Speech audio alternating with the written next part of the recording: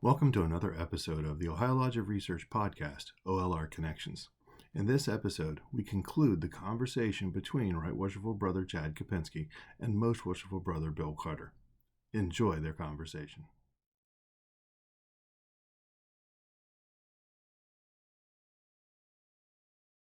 So I guess, how do you prepare? Like, are you actually sitting there and researching, like, let me get the history of the 17th district? Are you more thinking about people, places? Like, how do you prepare for those types of things?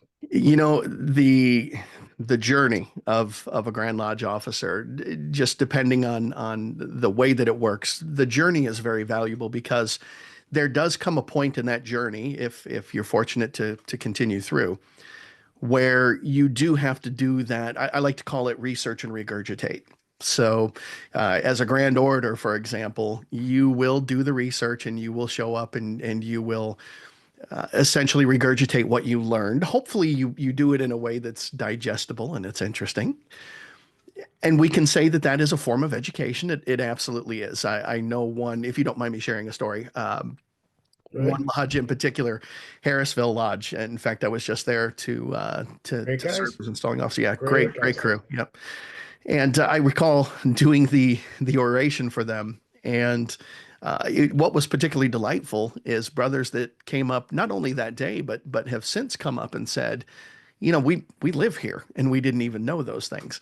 That part's kind of fun, right? Sort of feels like trivia.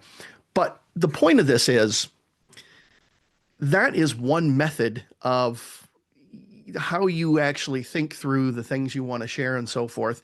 And one might argue that research and regurgitate is not necessarily the destination that you're wanting to get to. And I'll just throw out there where my mind is, which is transform and transmit.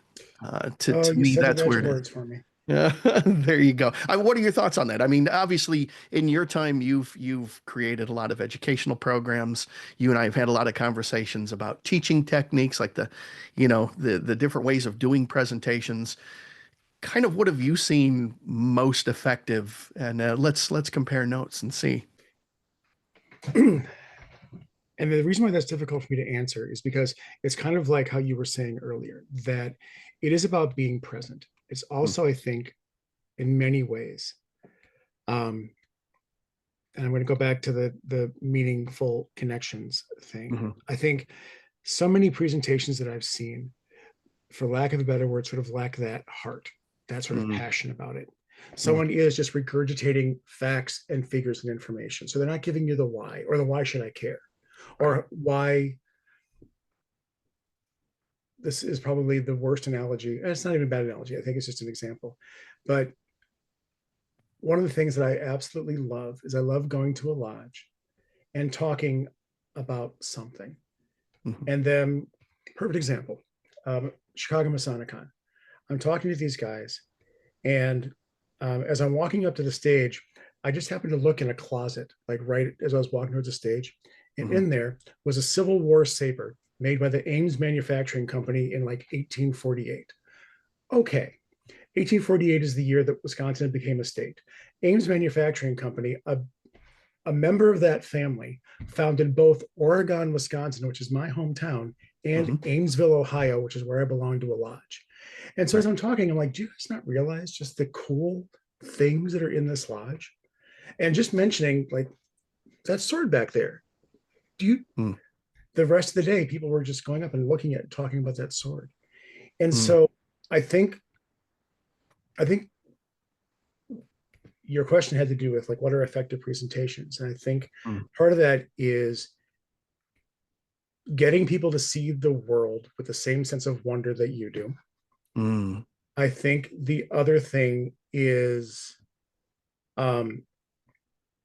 and that's the transformation part, getting them out of their own sort of headspace and saying, like, you need to look at this a little bit differently. I think another part of it is also, I don't want to say validating, but I want to say that I think so many men have thoughts and have feelings and have ideas, but they don't have words for them. And I think if you are somebody with a way with words, such as yourself,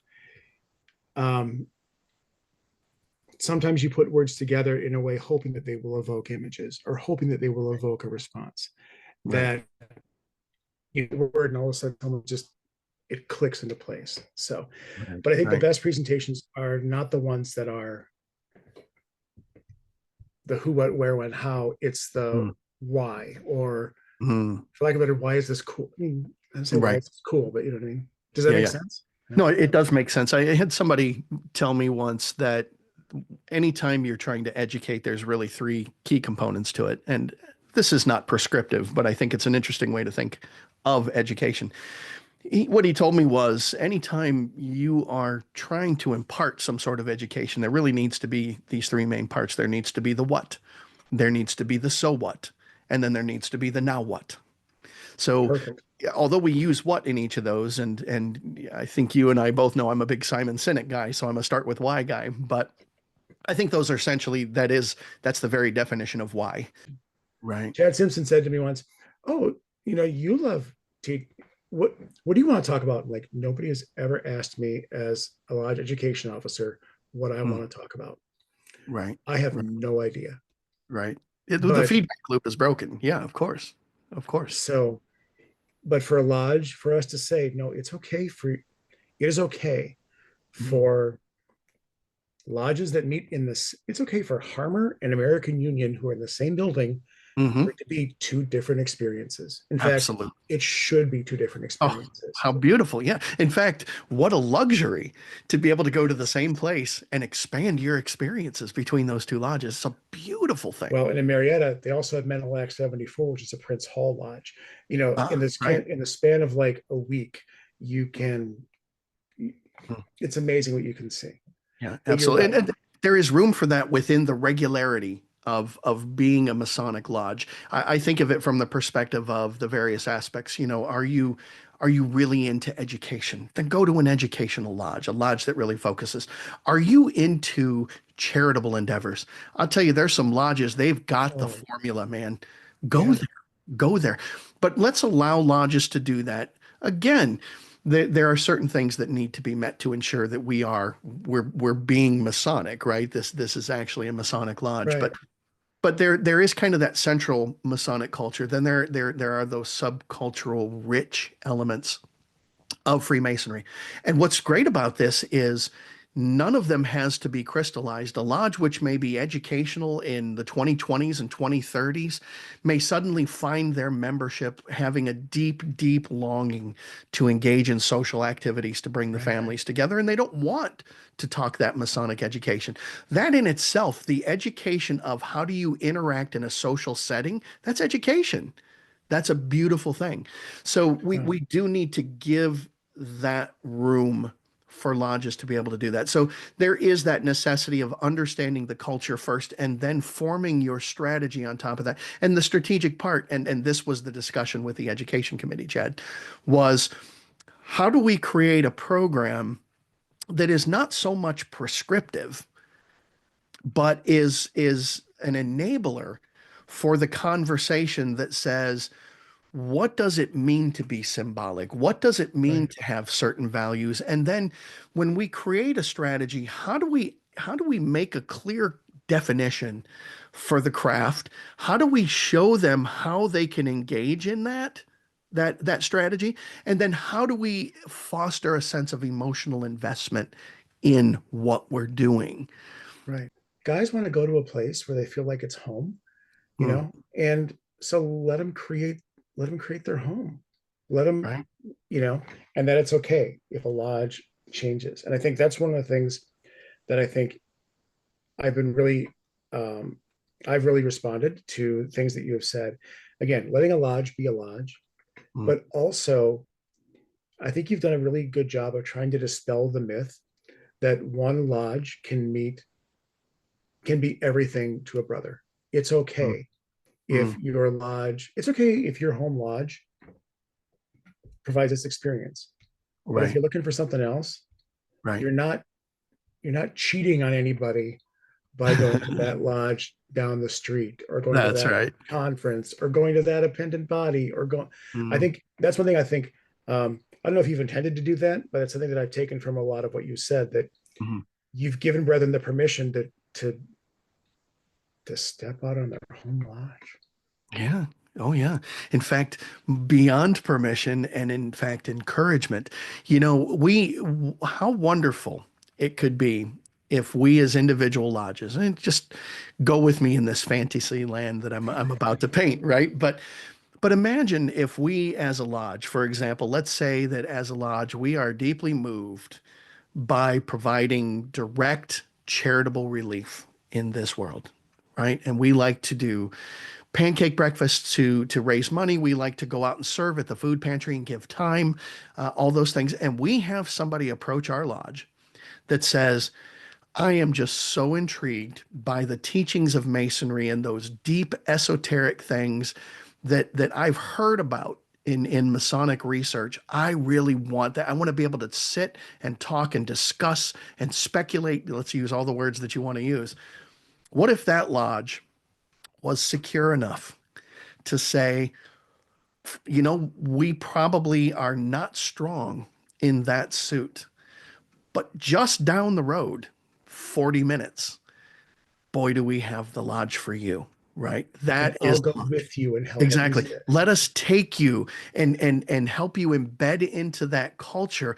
By the way, spend the time and enjoy yourself. And if you ever want to spend some time with us and maybe get out and get in the community, we're here for you, man. Don't lose my card, right? We're here for you.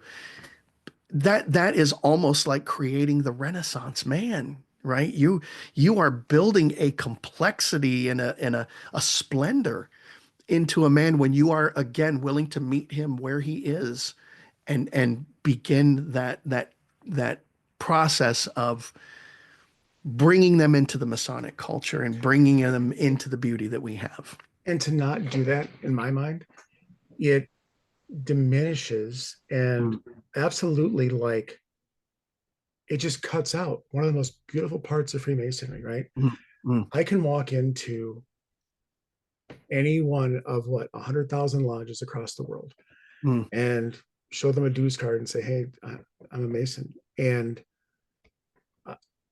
it is, you and I have had this experience, and most brethren have, right?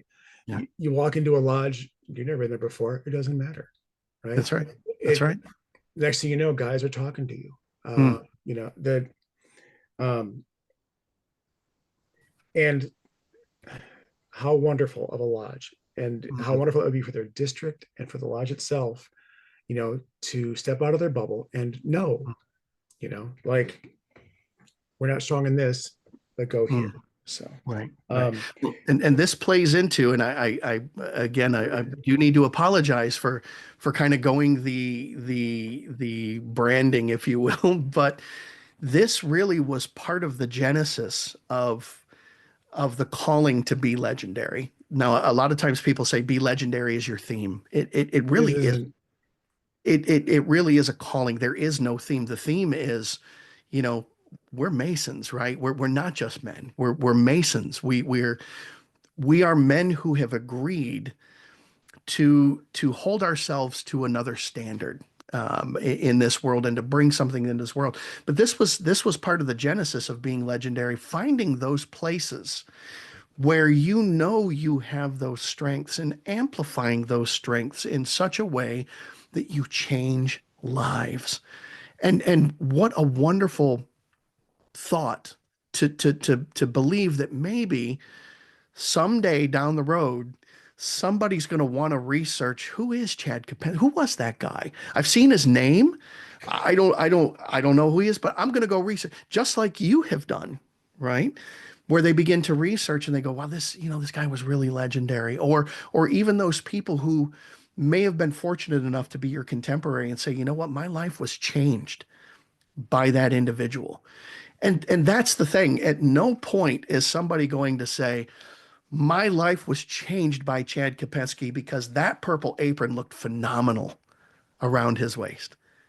It's not what it's about, right? It's not about resting on the laurels. It's a calling to engage more deeply, to create, to contribute, and to build yourself. You got to consume. Let's talk about our friend Chad Simpson again for a moment. I'll never forget Chad recommending a book by the author John Michael Greer. Okay. John Michael Greer, fascinating individual. I know he's very prominent in Druidry, which if you're not familiar with it, go read it. Very fascinating. But John Michael Greer would define himself as an intellectual dumpster diver, meaning he wanted to explore even the stuff that people had thrown out because he saw that there was a wisdom in that. And I think Chad Simpson got that, right? And I think that's why some of the pieces that John Michael Greer authored, Chad really liked to recommend some of those things because it did expand your thinking and cause you to say, I have a role here.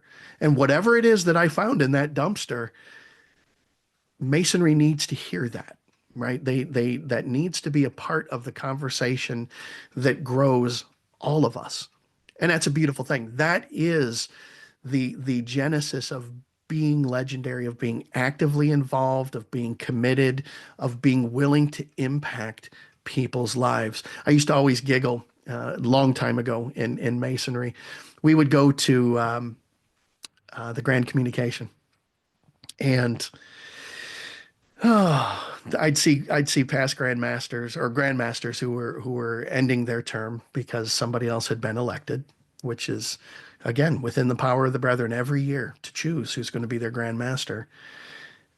To begin to cry on stage, and I remember thinking, why are these crybabies up here? Why do they cry so easily? Boy, do I get it now.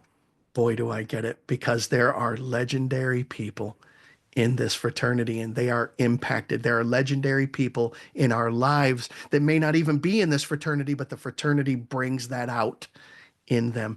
That really was kind of the genesis of it. What is the story that you are leaving written on people's hearts? That's legendary. Let's go back to that for a second, because, a couple of thoughts on this. One is, the personal, me, like, I'm nobody. I'm at, and I am, I've always felt like if you're worried so much about the legacy that you're leaving, if you're worried so much about the power of your words, it would be really, if you really knew the true power of your words, you would be scared to speak. Right. You know what I mean? Sure. Right. I say one errant thing to Alexander Herbert, and he writes a book. Like what? Right. And I think one of the other things about being legendary is you can't. And what I've loved about what you've said about this is that it's not about them building a statue of you, right? It's not why you do those things. You're doing those things because at the end of this, you're building a bench for somebody else to sit on. That's right. Or you're building, right? It's not about you. I mean, it is, but it's not. It's what am I doing with the time that I have? How am I going to use my skills and use them in the service of others? And at the end of this, and you're right, there's some amazing people in this fraternity. And that's, you asked me once about, do I miss being on the education committee thing? I think what I miss about it was those conversations and being in a room with, Mike Miller, Taylor Kleinig, Dave Dougherty, who luckily are now all my Brower, because Brower, I love Brower. But and the Grand Lodge officers, to be able to sit and talk to Doug Kaler for like 3 hours, and to talk to you for hours, and talk to Dan Ranabarger, and but that was that's, I guess, that is what I miss. And I miss being able to contribute on that particular level. But I'm lucky in that I get to contribute on multiple levels in multiple ways. And that's, I guess, I miss being able to contribute, in that small band, but I also recognize that I still do contribute on that band and so many others. Right. So all I need to worry about is, how do I contribute? What can I make? What can I do with that? So, Right. and I get as Grandmaster, you guys work so hard. Like it's at least a 7-year, if not more, journey. Sure. Right. And if you're lucky, in 3 years as an education committee chair, 4 if you count me and me and Charlie, I maybe moved Grand Lodge a quarter of an inch. And I'm very proud of that, because 5 years later, that inch has become, Sure. that's all I ever wanted, and all any of us I think can ever hope for is, at the end of the day, hopefully we moved that inch, or we've moved it, whatever, one step closer to what it could be or what it should be. So Absolutely. I mean, to really work the metaphor, right? We use the nautical analogy. Just a 1 degree difference in the heading of a ship can result in hundreds of miles down the road. But this is part of that calling to be legendary, because and arguably one of the saddest parts of being a member of this fraternity, and this one really does pull at my heart, is that we end up burying a lot of our friends. That's very difficult in this fraternity, because we have such a beautiful voice, all these different voices that contribute to this song, but we're also acutely aware of the silence when it comes. Being legendary is not necessarily the statue or the book or the red pen, right? That's crossing out answers on a test. Legendary is that despite that voice going silent, it inspires 2 more and more and more. And that is such a beautiful, beautiful thing. That's progress. Well, I got in trouble a couple of years ago. I think this was the last Camp Masonry, or one of them, where they were doing a ceremony based on the American Legion ceremony. They were burning aprons to retire them. And I think there's a Grand Master who was really behind that. And I remember talking to him and saying that how much that bothered me, that what I would rather have happen was that apron remained in the lodge, and that they did something like, if they have 20 aprons in the back closet that are sitting there that didn't make it into the ground, make a quilt out of it and put it up on the wall. Yeah. Or, you know what? Why don't you recycle it? Here's a guy who's a master mason, and say, okay, you now have the apron of Chad Kopenski, who's a member of this lodge. You know what? And this is yours. Let us tell you the story. Let us tell you the story of Chad Kopenski. Yes. And Jason Laramie, who's a good friend of mine, he's the past grand education chair up in Wisconsin. I think you met him. Doesn't matter. It's Laramie. His lodge, they have started doing that, and they have almost like their past Masters Night, they said, is almost like Star Trek, where someone's going like, I am Worf, son of Moog. They're like, I'm Jason Laramie. I was Master in 2013. I am wearing the apron of this man. Let me tell you about him. Let me tell you the stories about him. And let me tell you what he meant to this lodge. And then the guys all go around and say, yeah, I'm Dennis Robertson. I was master in 2018, but I'm wearing the apron of my father, Jerry Robertson. Let me tell you about my dad. Just that, people think they don't want to hear that, but the younger guys, if we're creating a family, they want to know the family that they've joined. They want to hear those stories. They want to. I should be letting you talk. I realize I'm supposed to be interviewing you, but I'm just thinking to myself,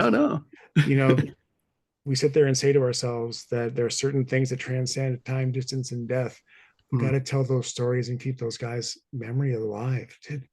I want new guys to remember the stupid jokes that I heard when I was a entered apprentice, right?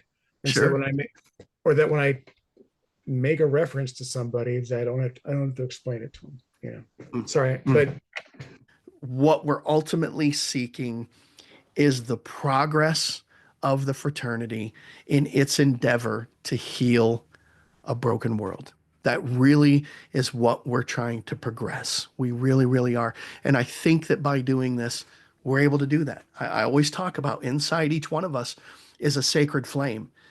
But if you didn't listen to the whole story, the bottom line of it is we inherited that sacred flame. It was something that was given to us by those brothers who have maintained this fraternity through the years so that when you are initiated, that flame is kindled. And it's up to you to not only protect it and kindle your own and let it blaze forth, but to then share that flame with others so that they are ignited, they grow. you're right. The idea of being legendary is not about necessarily, again, having a stadium named after you. Right. It's just about, I don't know, matter. Yeah. And Perfect.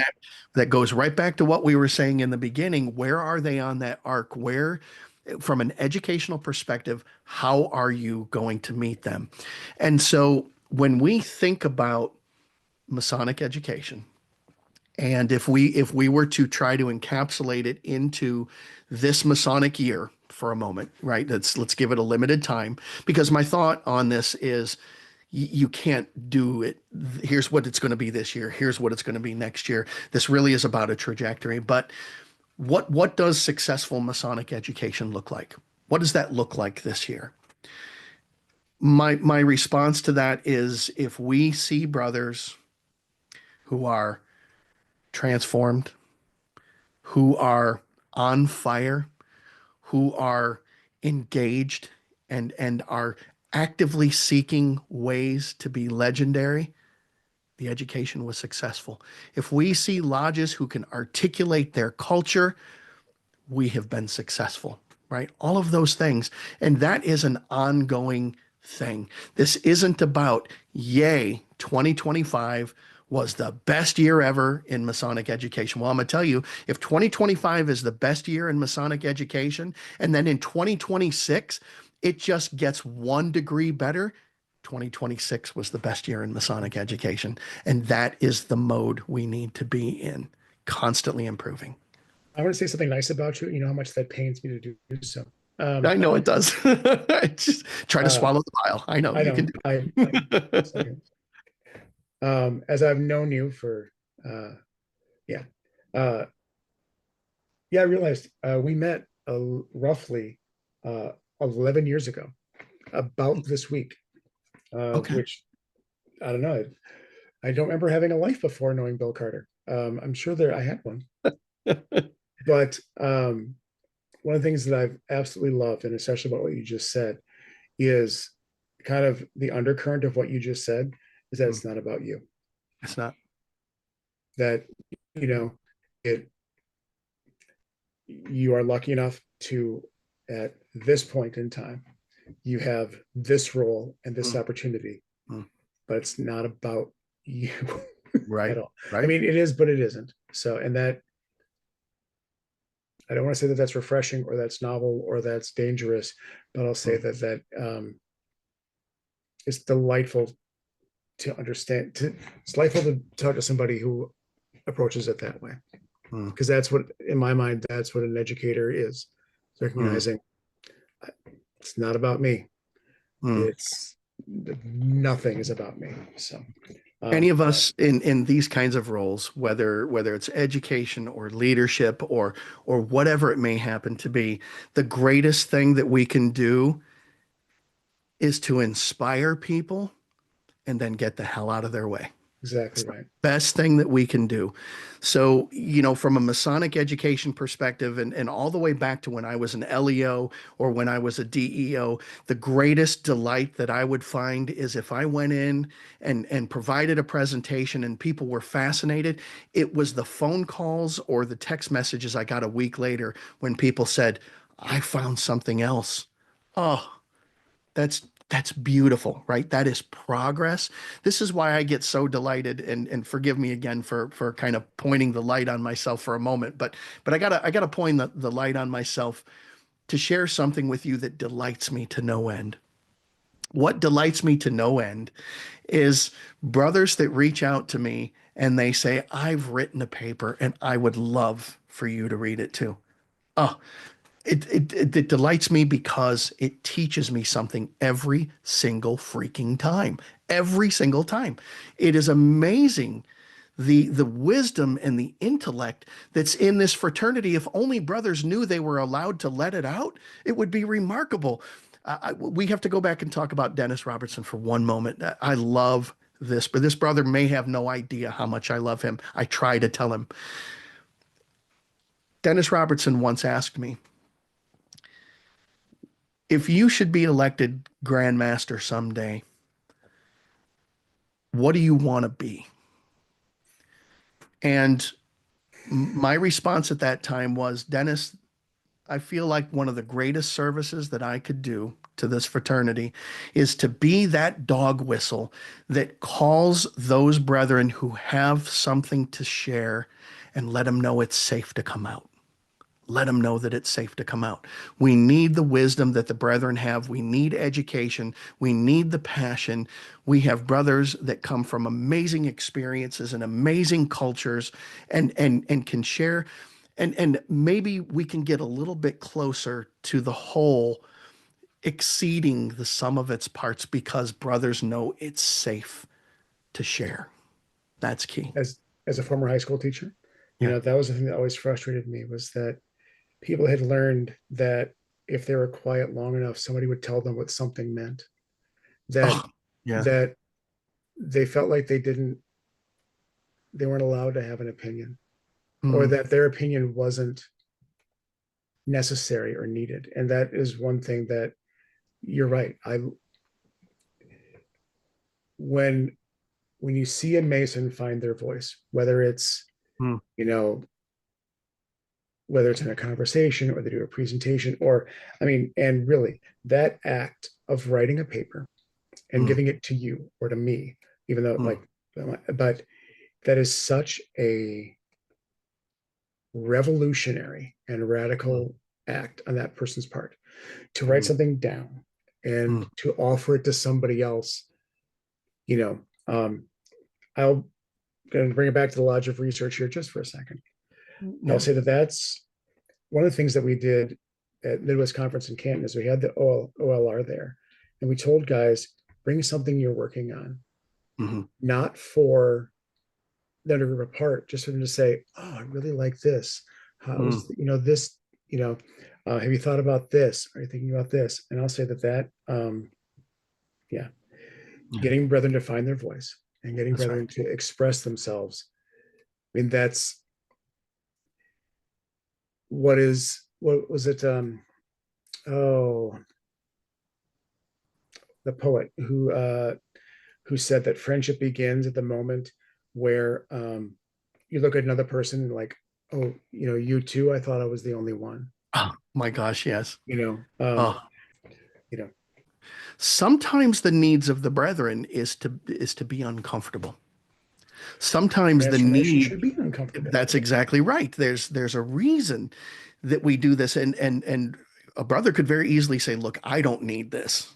Right? I don't need to have my thoughts challenged on this. I'm firm where I'm at. And you may say, "Okay, well that's obviously not something that's needed."